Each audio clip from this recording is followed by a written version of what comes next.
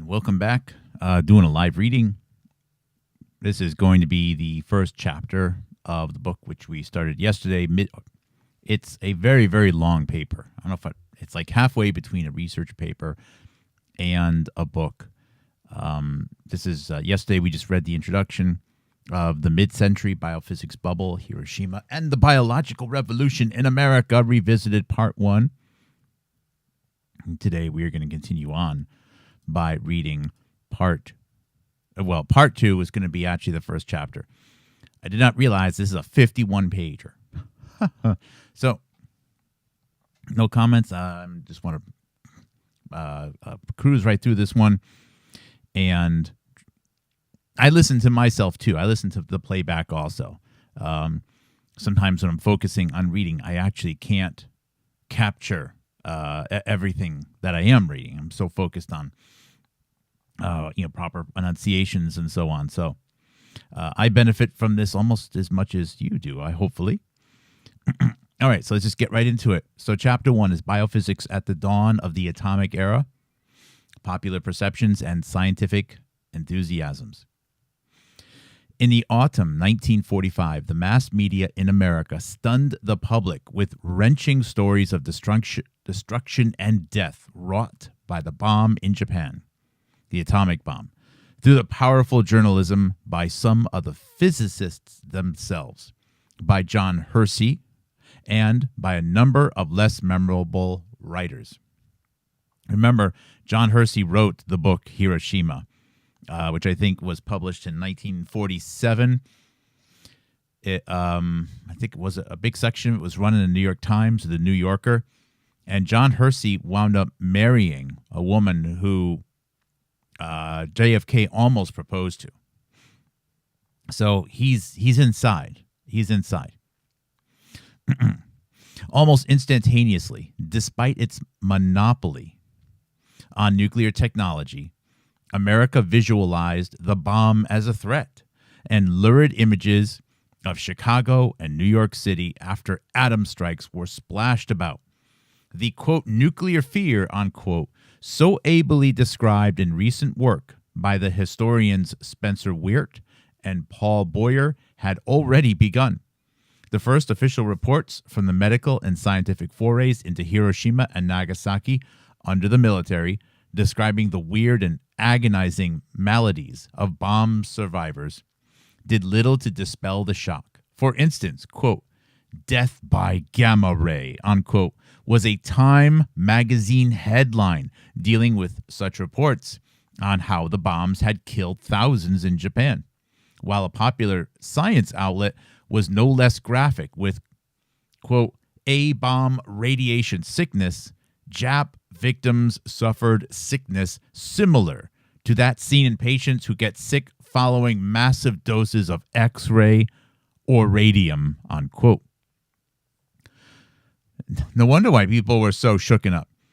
Amidst descriptions of bloody diarrhea, teeth loosened and easily removed by hand, bizarre skin growths, and the menace of monster babies in generations unborn, there were weak bromides, such as the finding that X-ray films attached to the bodies of atomic victims proved these patients were not a radioactive threat to others, and that there would be no demonstrably greater incidence of monstrosities in the first generation of Hiroshima and Nagasaki babies, although, according to genetic theory, an increase should not appear until later generations. The medical outlook did not grow rosier after 1947, with the new emphasis on hidden hereditary damage and the concomitant prospect of impending genetic death. And genetic death is in double quotes, of the whole human race, promoted by geneticist Hermann Joseph Muller, with the backing of activist atomic scientists. H.J. Muller, Hermann Joseph Muller, he's a big player here. I don't know why. He is actually one of the main characters, the central characters of the Luis Campos Radium and the Secret of Life book. Hermann Joseph Muller he spent some time in Russia. I'm not going to get into the whole, was he a communist spy or whatever. He worked in Indiana, I think, and he mentored several people. I actually think it was Carl Sagan might have even had some work with Hermann Muller. Hermann Muller did the work about the fly mutations, putting flies, near radiation and then noticing that they weren't growing right and thinking that radiation, hence radium, could cause genetic mutations. In reality, the flies were just being exposed to too much heat. So, of course, they were weakening and starting to look a little bit strange. And upon the removal of the radium, the flies, at least their next generation, returned to good health. But anyways, Hermann Joseph Muller also was one of the presenters in the 1963 SIBA event on the future of man. And you could see how, on one hand, there's multiple things that came out of it. Sorry, editor's narration for just a little bit here. On one hand, you have all of all the money being poured into it.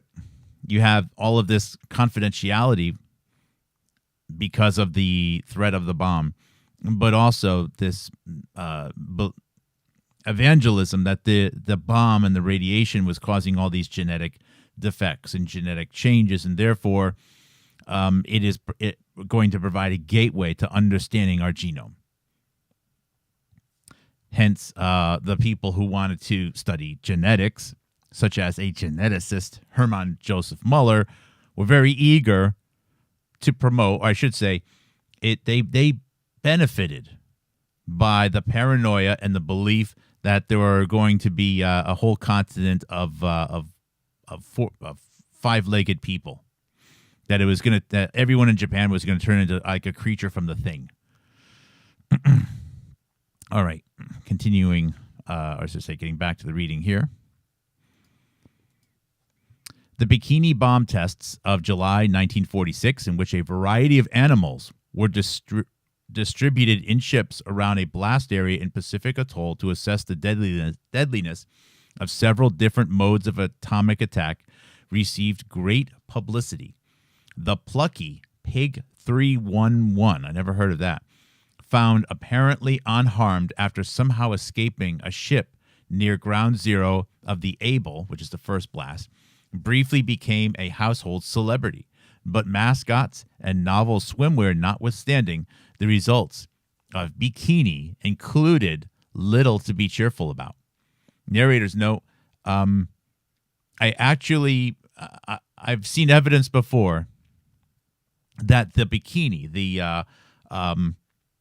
alluring swimwear, which is for women, and is just associated with sexiness, right? That was created at the same time, almost as if alluring swimwear was used to create awareness of the bikini and the bikini atom test. That is how deeply rooted atomic weapon fear is in our culture. We've actually named, a sexy swimwear after it. That's impressive. You have to admit that is impressive. Okay, but mascots and novel swimwear notwithstanding, the results of Bikini included little to be cheerful about. Quote, one result of an all-out atom bomb war might be to leave a world populated by rats and insects, unquote, because of the high radiation resistance of these creatures, a military scientist at Bikini was reported to have said. The Able bomb, an effort to replicate and assess the medium-altitude Hiroshima and Nagasaki blasts, helped confirm and fill in gaps in the data gathered in Japan, while the Baker device set off underwater gave new grounds of fear when the results were made public.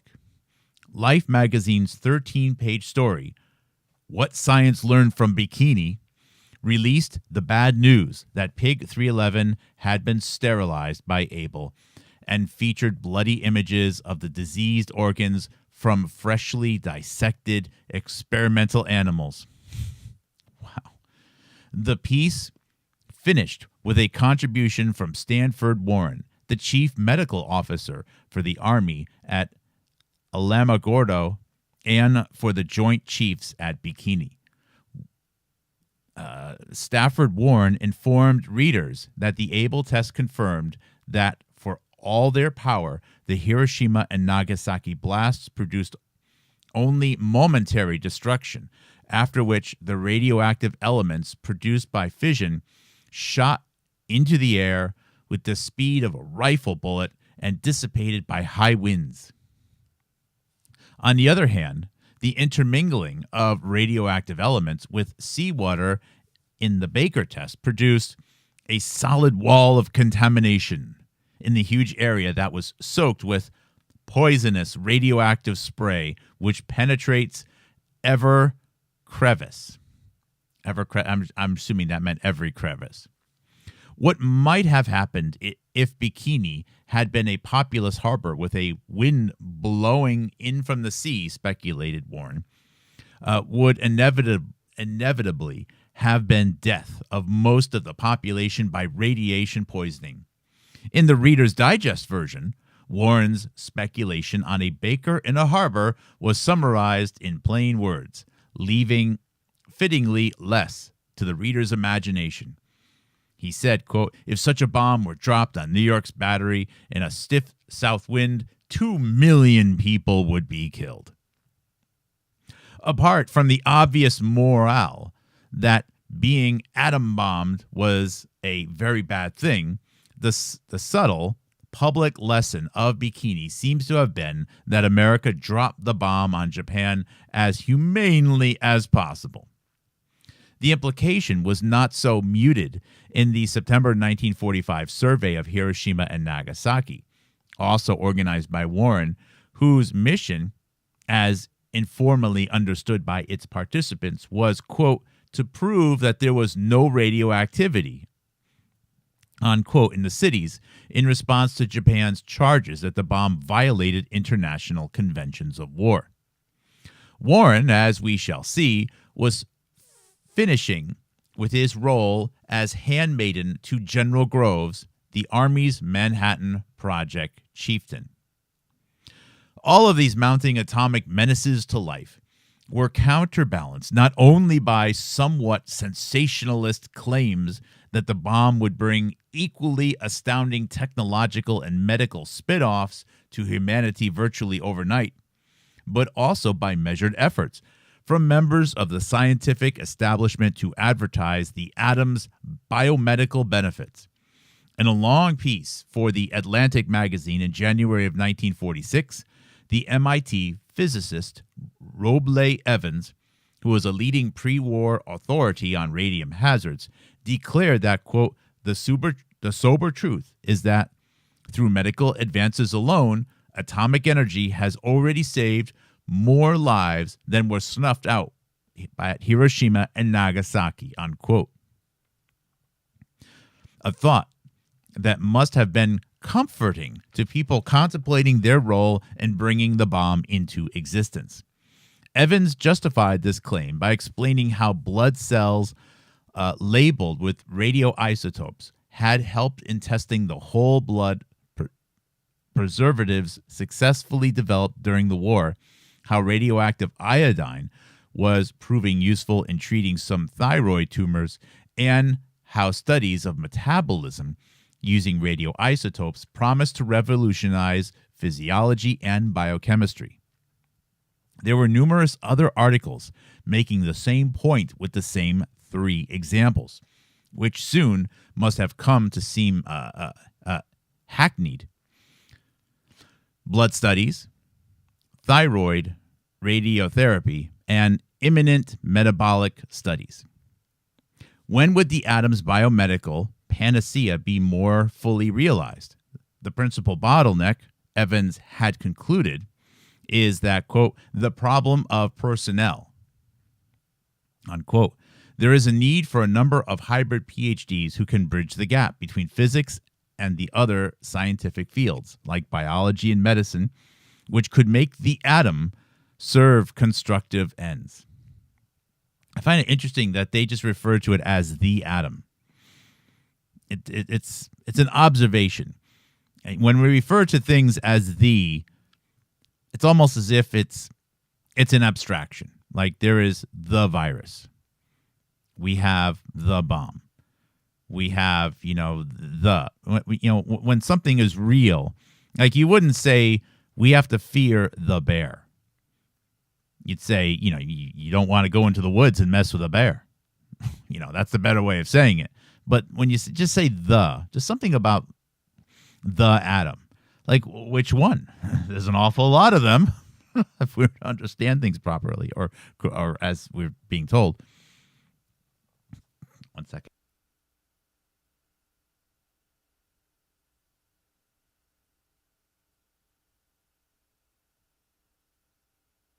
Excuse me. So Evans, Robley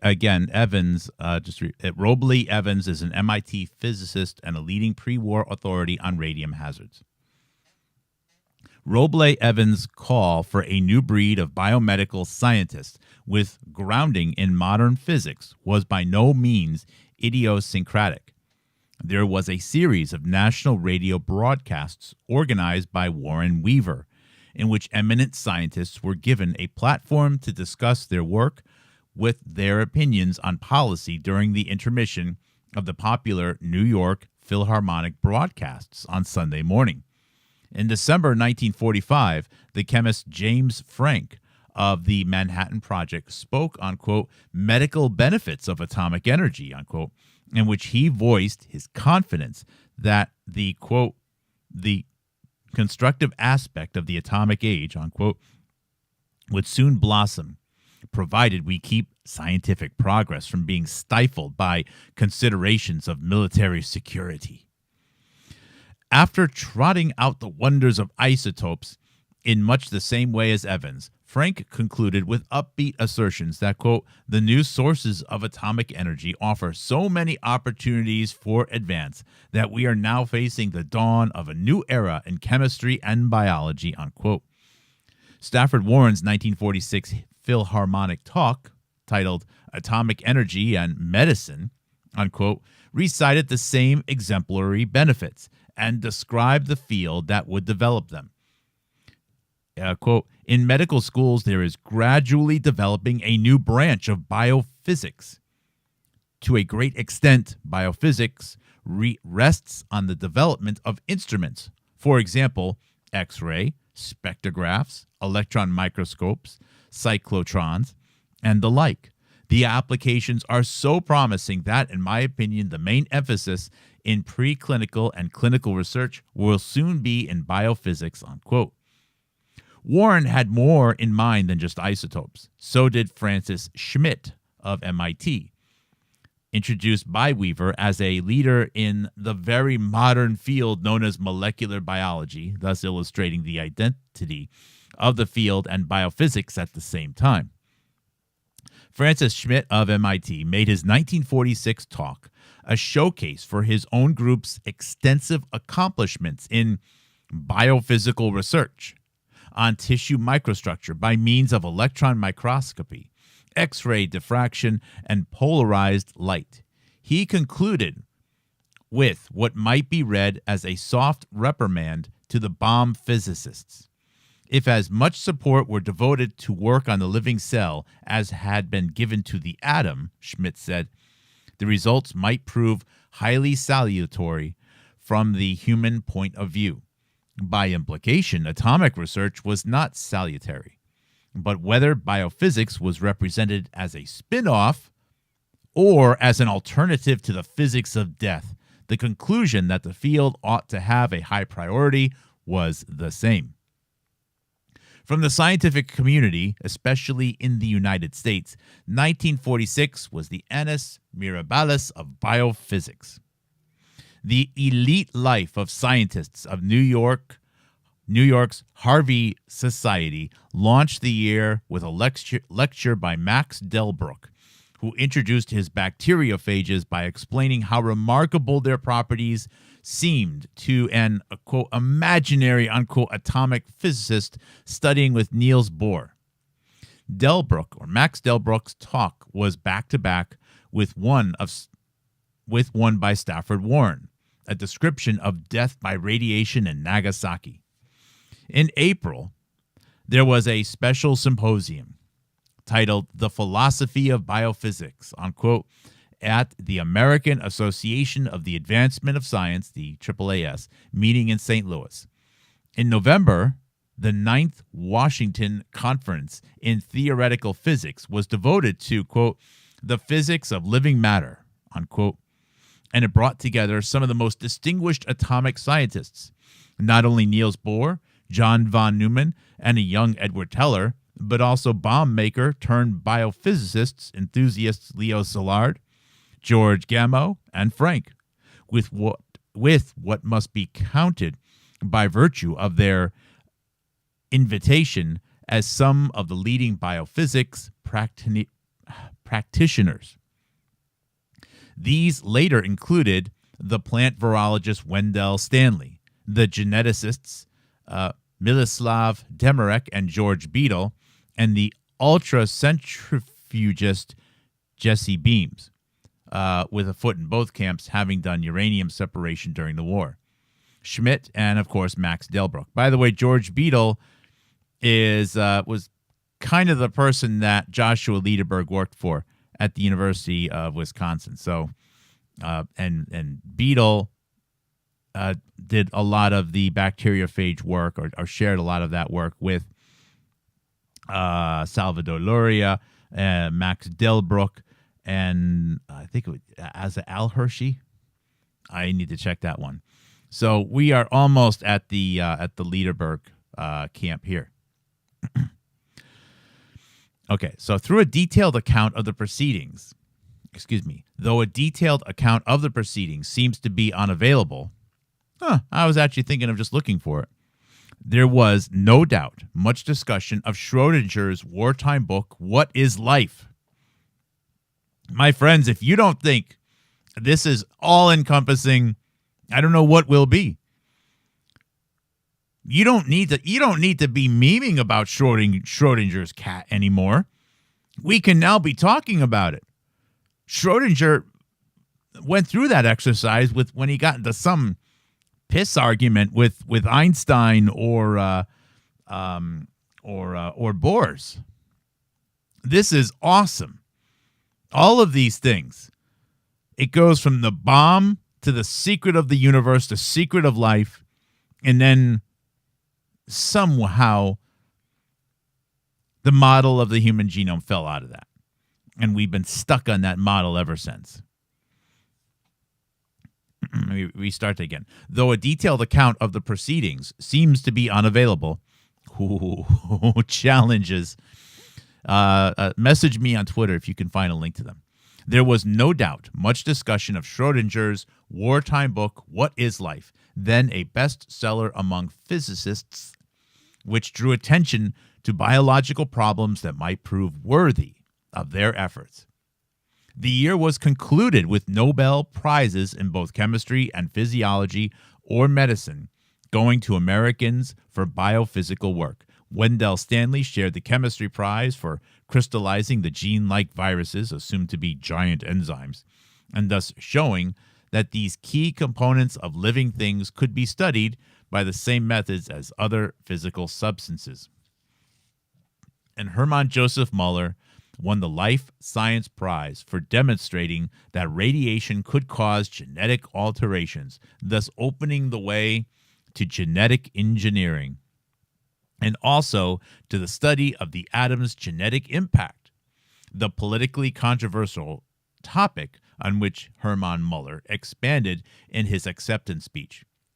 Biophysics took a long step into the arena of national security policy when, in the early 1947 budget hearings on appropriations for the newborn Atomic Energy Commission, against the Atomic Energy Commission's or the AEC's wishes, a portion of the agency's giant budget was earmarked for biomedical research on the grounds that it was unseemly for America to be spending so much on the atom merely, in the words of one congressman, to perfect an instrumentality for killing people, unquote. I'm sure that was fake. Here's the thing. If if you're an agency and if you can get X dollars or you can get X plus Y dollars and now have oversight of whatever the Y is for, you go for it. Now, I'm sure it's described here as, oh, it was just money that was earmarked. I'll bet you it was money that wouldn't have been given to the Atomic Energy Commission in the first place. So the AEC is like, oh, really? Please, we don't want to have authority over the most important body of research in the United States of America. Please, we don't want to be burdened with that. I mean, come on. It was planned from the beginning.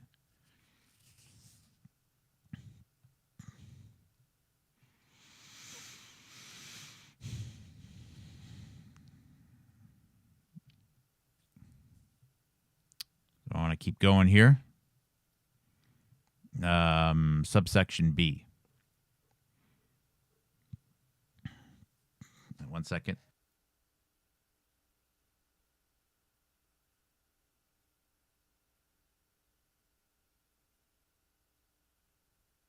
Oh, what the heck? Let's just keep going. Okay, the section B. We're still in the first chapter here. Pre-existent biophysics, the state of the art. On September 1st, 1945, the Manhattan Project physicist Samuel Allison fired the first salvo in the atomic scientists' campaign against military control and secrecy in physics research. Calling Nagasaki a tragedy at a meeting with the press, he threatened that if physicists were not allowed freely to communicate and to involve themselves with the application of their results, they would leave atomic research and devote themselves to studying the courts of butterfly wings. Now, narrators know I have to put this out there, okay? There's a lot of evidence regarding what was observed with Hiroshima and Nagasaki that was collected and never shared, destroyed maybe, by agents in Japan who were effectively reporting to the United States State Department.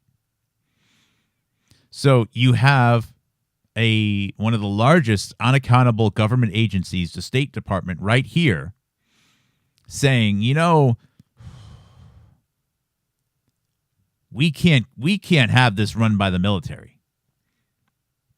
We need to have the only humane thing to do it because of all the good we can do to help people with their cancers and so on is to put this technology over here. So you could see, and we know that not all, but several of these scientists, in particular Hermann Joseph Muller, were very much in favor of global governance. So this pull for something that's the greatest threat in the world and trying to get money and power, trying to get it from where it might have gone into the military. I'm not saying that we should have military spending for this stuff, but and to pull it over into another agency starts here. This is where it starts. This is the vision. This isn't just splitting the atom. This is splitting America here. This is where it starts.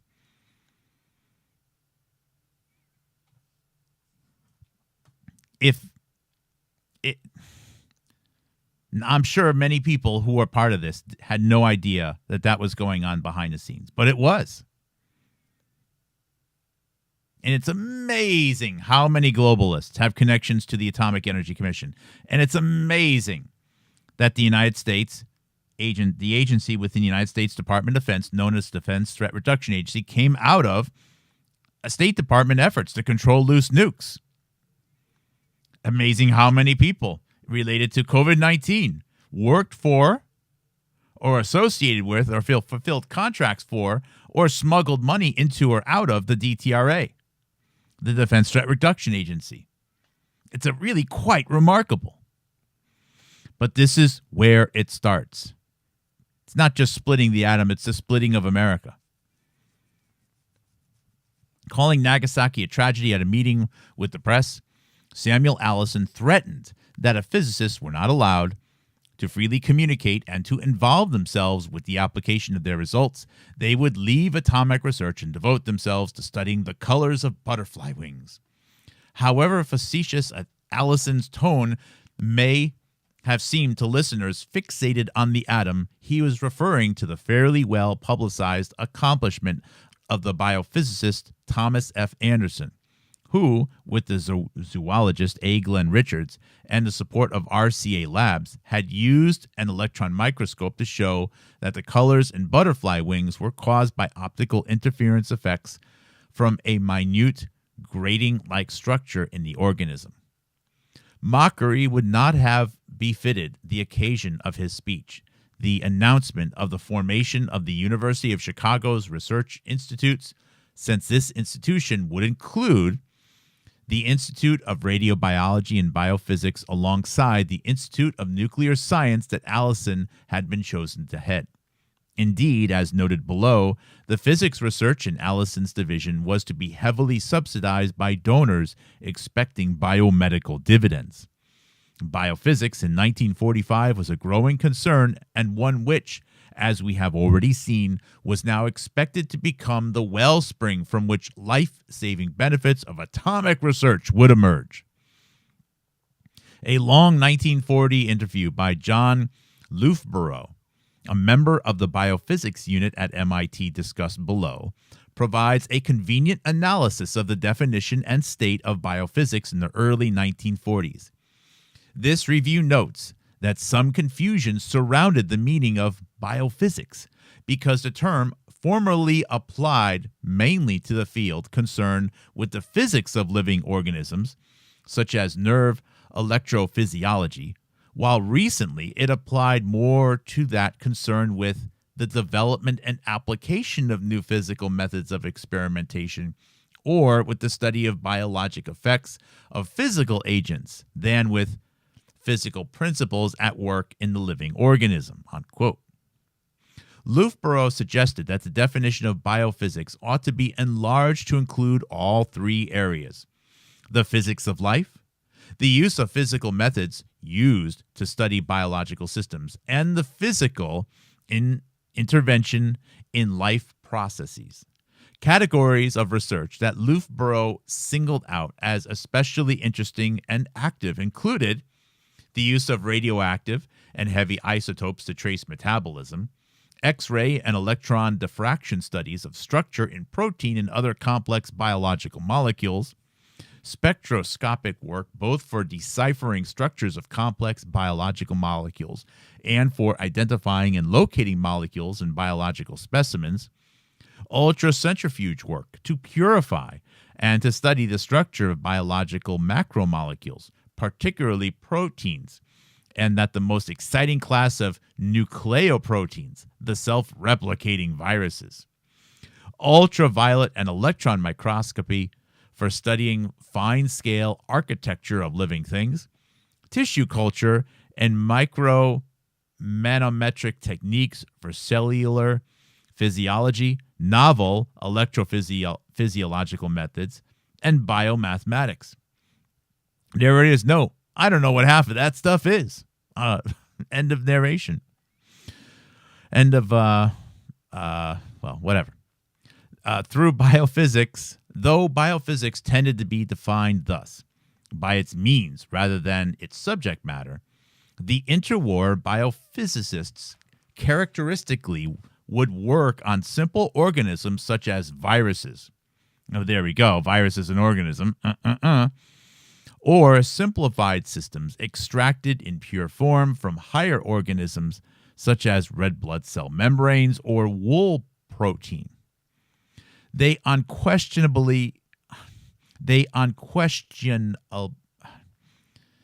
is just one of those words. It's when you read it in your head, it's easy, but they unquestionably were, in general, enthusiasts for high technology instrumentation such as spectroscopes, polarimeters, X-ray diffraction gear, electron microscopes, when they appeared around 1940, and those inventions of the Swedish colloid chemists, electrophoresis rigs, and ultracentrifuges.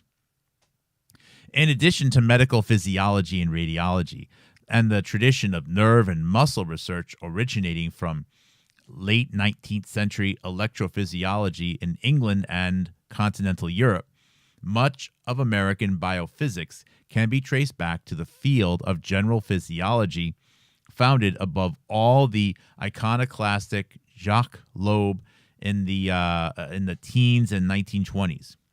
General physiologists had trouble laying claim to a definite niche in the interwar period, squeezed as they were between the neighboring fields of medical physiology and biochemistry, and used the term biophysics as a synonym for their field when it would help them avoid friction with mainstream physiologists, as when the Loeb protege Selig Hecht was appointed as a biophysicist at Columbia in 1925. In the later 1930s and into the 1940s, Warren Weaver had generously supported general physiologists with promotion of biological applications of the methods of physics and chemistry. I have to start that one again. In the later 1930s and into the 1940s, Warren Weaver had generously supported general physiologists whose promotion of biological applications of the methods of physics and chemistry had closely fitted the mission of his Rockefeller Foundation program in vital processes. At the end of the war, the two most highly regarded sites for biophysics were probably the biology department of MIT, where Schmidt had an active program investigating the composition and microstructure of nerve and muscle, and Caltech, where Linus Pauling's chemistry division had a large program in the physical chemistry of proteins, while in the Caltech biology division, some of the classical geneticists were studying radiation effects. In addition, biophysics was ensconced in a few medical research institutions, such as the Eldridge Johnson Foundation for Medical Physics at the University of Pennsylvania, headed by Detlev Bronk. That's an awesome name, B-R-O-N-K, last name, before he became president of Johns Hopkins in 1949, and then of the Rockefeller Institute in 1953. Detlev Bronk also became president of the National Academy of Sciences in 1950. That a biophysicist should achieve such heights at this moment may represent still yet another signal of the field's ascendancy.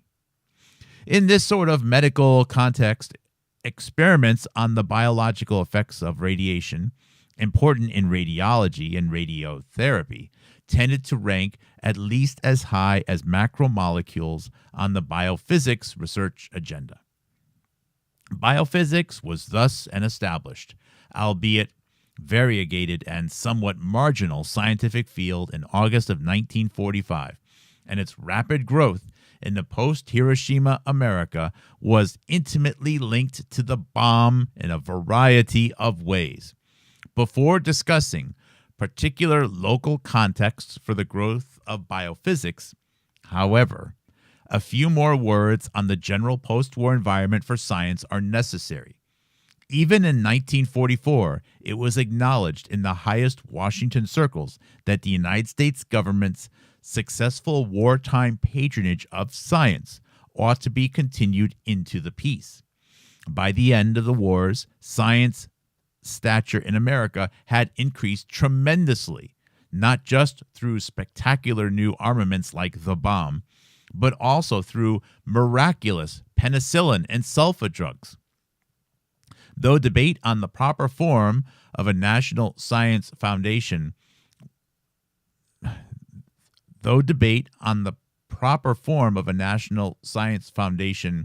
NSF wore on from 1945 to 1950, and from 1951 to 1957, the National Science Foundation had little money to spend, biomedical researchers did not have to wait until Sputnik for a massive infusion of government funding. To some extent, the Office of Naval Research, or the ONR, initially founded to tap civilian scientific talent for atomic research and development within the Navy, played the National Science Foundation's part, while the national science policy was still being developed. Biophysics was a high priority for the ONR, the Office of Naval Research, perhaps even a craze, despite the agency's lack of information about the field, at least if this early 1947 plea for help from George Gamow to his biophysicist friend Stanley is any indication. And I guess this is a quote from George Gamow. There seems to be an epidemic among the physicists. Maladia biologica, you may call it. The Office of Naval Research, in which I am a consultant in physics section, spends, as you may have heard, millions of dollars on pure research. My division became interested in aperiodic crystals. The footnote reads, in the sense of Schrodinger's What is Life? Or, in plain language, genes and viruses. So they want to spend money on subsidizing research in this direction on very broad lines. On the lines of physics and biology collaboration, of course. The moral, may I and Mr. Mackenzie, who is in charge of the Office of Naval Research, Solid State, come to talk to you about the way to spend few $100,000 isn't a joke. It is serious. Probably didn't read that right. I did my best. The ONR, the Office of Naval Research, did give substantial support to biophysicists, for example, funding Schmidt's investigations into the molecular structure of nerve protoplasm throughout the 1950s. Even more important were the National Institutes of Health, the NIH, whose massive post-war growth mirrored, in the war against disease, America's burgeoning military research establishment. The NIH grew from $3 million in fiscal year 1946. Wow, 1946, they were $3 million. How much they are right now? $300 billion or something? Wow. To $8 million in 1947, the year it assumed remaining wartime medical research contracts, to $26 million in 1948, to $52 million in 1949. Wow. Just do that math, guys. That is a 17 times increase in the National Institutes of Health spending between 1946 and 1949, all because of the atom, all because of the bomb. Thus, in these 4 years, government patronage of biomedical research through the NIH alone had swelled from about half of what private philanthropies had been providing to an order of magnitude greater. The political impetus behind making American medicine more scientifically and technologically sophisticated was so great that it was widely acknowledged in the late 1940s there were not enough qualified researchers to spend the money on. All this money meant that recently invented high-technology instrumentation, particularly the centrifuge, electrophoresis apparatus, and electron microscope, were favorites of biophysicists, could be mass-produced and sold. Of course, in this super-enriched environment, established biophysicists, along with most other biomedical scientists with any reputation, had little trouble obtaining funding. But even against this background, biophysics seems to stand out as an especially favored field. And any doubts on this score will hopefully diminish after consideration of all the activity in biophysics recounted below, meaning starting in Chapter 2. The NIH established several of its own biophysics units in Bethesda, Maryland, immediately after the war, as will be discussed. In 1955, officially established a new biophysics extramural study program, which soon took over grant review tasks for the Office of Naval Research's projects in biophysics as well. Wow, wow, wow, wow, wow, wow, wow. Awesome article. It's 51 pages. I think it's going to be about 5 readings. Thank you guys again for all the supporters. Maybe we'll try to do another chapter later. Love you very much. God bless.